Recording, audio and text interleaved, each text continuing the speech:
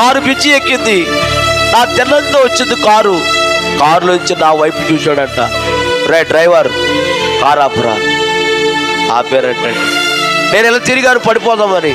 ఆయన వెనకాల వచ్చి నన్ను పట్టుకొని దింపి కారులో ఎక్కించుకొని అప్పుడు అడిగారు నన్ను, ఎవరబ్బాయి నువ్వు అన్నారు. చాలు చాలు చాలే తమ్ముడు చాలు. ఎవరబ్బాయి అన్నారు. పలానా అమ్మాయినండి. మరి ఏంటి ఎక్కేసి చచ్చిపోదామన్నా.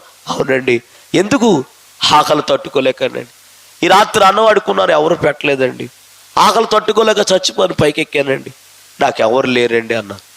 అప్పుడు ఆయన అన్నాడు, నీకెవరున్నా ఎవరు లేకపోయినా నీకు యేసయ్య ఉన్నాడు, రా అని నన్ను తీసుకెళ్ళి నన్ను పెంచి బైబిల్ ట్రైనింగ్ ఇచ్చి ఒక సేవకుడుగా నన్ను తయారు చేశాడు ఆయన. హల్లెలూయా చెప్పాలి గట్టిగా.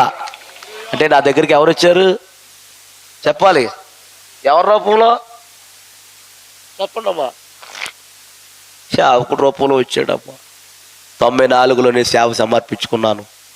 పిల్లరా, అప్పట్లో మా వాళ్ళు వాళ్ళకాళ్ళకి దెబ్బలాటలు వచ్చేసి, వాళ్ళకాళ్ళకి గొడవలు వచ్చేసి ఇల్లు అమ్మేసుకొని పొలాలు అమ్మేసుకొని పిల్లలతో సహా ఆకలితో రోడ్డు మీద పడిపోయారు. వాళ్ళు పిల్లలు చూసి ఏడు చేశాను నేను.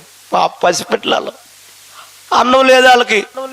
బాబు మీరు అందరూ వచ్చేయండి రా బాబు అని వాళ్ళందరిని తీసుకొచ్చి మా ఇంట్లో పెట్టుకున్నానమ్మ నేను.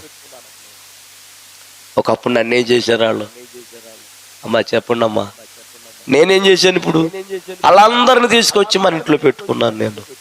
అమ్మా చాలా బాధ అమ్మా, చాలా కష్టం. ఇప్పుడు అమ్మను చూసుకునే స్థితి, నానుకొని